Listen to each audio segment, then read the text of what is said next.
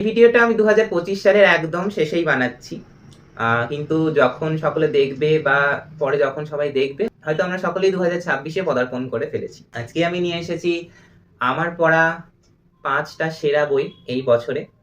আমার এই বছরে বই পড়ার সংখ্যা খুবই কম ছিল, 21টা মাত্র বই পড়তে পেরেছি এই বছরে, যার মধ্যে আমি আপনাদের সামনে 5টা বই নিয়ে কথা বলবো। আমার টপ 5 রিডস বলা যেতে পারে। আমার সামনে সেই 21টা বইই রয়েছে। চলুন আজকের এই মূল আলোচনাটা শুরু করা যাক।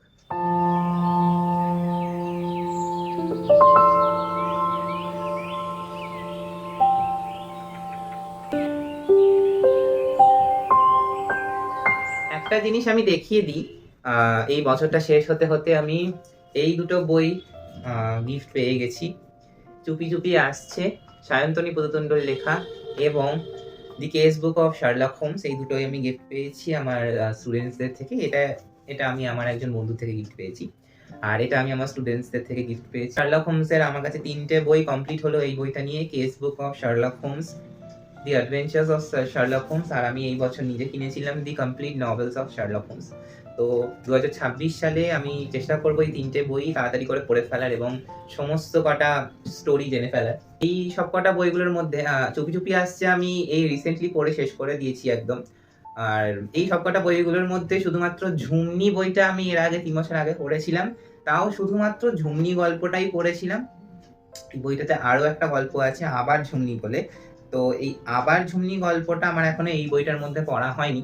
এই বইগুলোর মধ্যে অনেকগুলো বই আছে যেগুলো আমি রিভিউ আনিনি, বা একটা শর্ট আলোচনা করে ছেড়ে দিয়েছি, এমনও কিছু ভিডিও আছে। যেমন হচ্ছে নারায়ণ সান্যালের মেঘলোকের দেশে। আমি যদি ভিডিওটা মেনশন করতে পারি আমি ডেসক্রিপশন বক্সে মেনশন করে দেবো, যেগুলো শর্ট ভিডিও আছে। এর মধ্যে থেকে চুপি চুপি আসছে, ঝুমনি কিংবা মহাভারতের কাহিনী, এই বইগুলোর রিভিউ আসেনি। চুপি চুপি আসছে রিভিউ করা হয়নি। ইউটিউবে অনেক ভিডিও আছে, আমার মনে হয় না আর করতে লাগবে। যদি আপনারা চান কমেন্ট বক্সে জানাতে পারেন। তার মধ্যে থেকে বুদ্ধদেব গুহরও 2টো বই রয়ে গেছিল যেগুলো রিভিউ করা হয়নি। খুব ছোট স্টোরি দুটো, পরদেশিয়া এবং চম্পা ঝরণ, এই 2টো বইয়ের রিভিউ করা হয়নি। যাওয়া যাক আজকে টপ 5 রিডসের 5 নম্বর বইয়ের, হচ্ছে নবনীতা দেবসেনের লেখা আমি যাবই যাব পেরু। এই বইটা নিয়ে আমি অনেকবার কথা বলেছি। এই বইটা পেরু ভ্রমণকে নিয়ে নবনীতা দেবসেনের একটা ব্যক্তিগত অভিজ্ঞতা, ছবি এবং বিভিন্ন কাহিনীর মধ্যে দিয়ে গিয়েছে। প্রচুর ছবি রয়েছে এই বইতে, এরকম ছবি রয়েছে ওনার অভিজ্ঞতা, পেরুর জায়গা এবং মাচু পিছু দর্শন না করতে পারার যে একটা ব্যর্থতা, সেই সবও তিনি লিখে গেছেন। মিত্র ঘোষ থেকে প্রকাশিত হয়েছে এই বইটা। এটার দাম 250 টাকা। এটা রিভিউ সেশনে আমি সবটা বলেছি, সেখান থেকে গিয়ে আপনারা চেক আউট করতে পারেন। এইটা রিভিউ আমি মেনশন করে দেবো।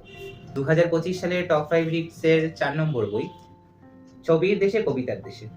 সুনীল গঙ্গোপাধ্যায়ের লেখা অসাধারণ একটা ভ্রমণ কাহিনী, তার সাথে সাথে তথ্যে মোড়া, ছবিতে মোড়া এবং কবিতায় মোড়া একটা ভ্রমণ কাহিনী। সেই জন্য এই বইটা আমার 2025 কেন 2026 27 সবসময় এই বইটা টপ রিডসের মধ্যেই জায়গা পাবে এবং আমি বারংবার পড়বো এই বইটা। এতটাই সুন্দর বর্ণনা, এতটাই সুন্দর সমস্ত জায়গার যে বিবরণ সুনীল গঙ্গোপাধ্যায় তুলে ধরেছেন এবং তার জীবনের মধ্যে যেগুলো ঘটেছে সেইগুলোর সাথে সাথে ফ্রান্সের বিভিন্ন জায়গার বিবরণ, বর্ণনা, তার সাথে বিভিন্ন কবি, চিত্রকর, ভাস্কর্যের বিভিন্ন আলোচনা এই বইতে সংকলন করে গেছেন তিনি।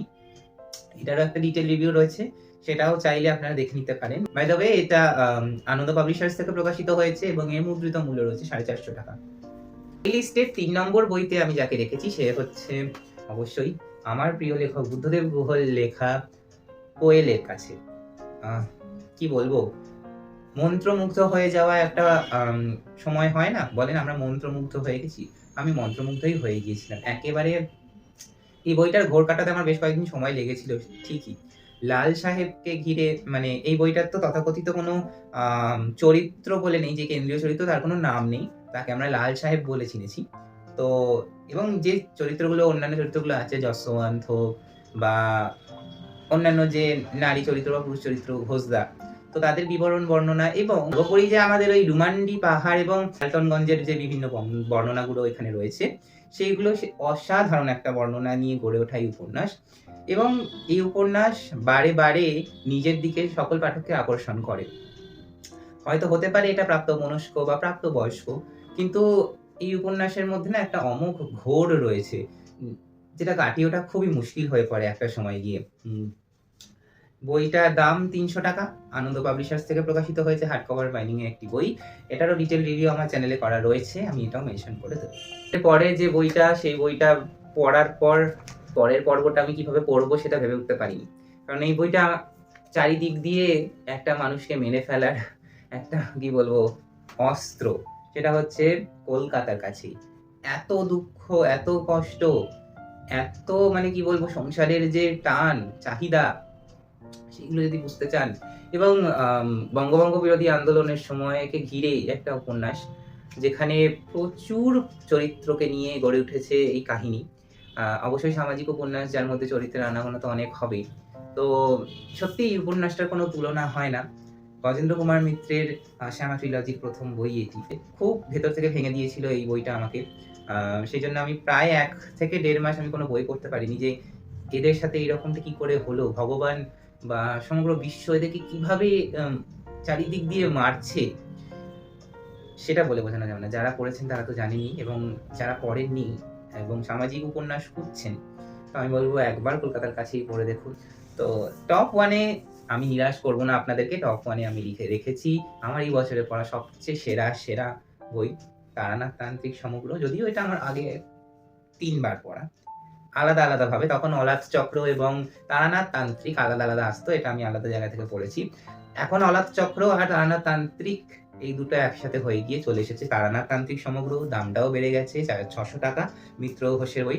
ও, কলকাতার কাছে দাম বললাম না, কলকাতার কাছে আমার কাছে পেপার ব্যাক এডিশনটা আছে, এটার দাম হচ্ছে ২০০ টাকা, এবং হার্ড কভারটার দাম একটুখানি বেশি হয়। তারানাথ তান্ত্রিক সমগ্র, অলাত চক্রকে নিয়ে সমগ্র সিরিজটা চলে এসেছে।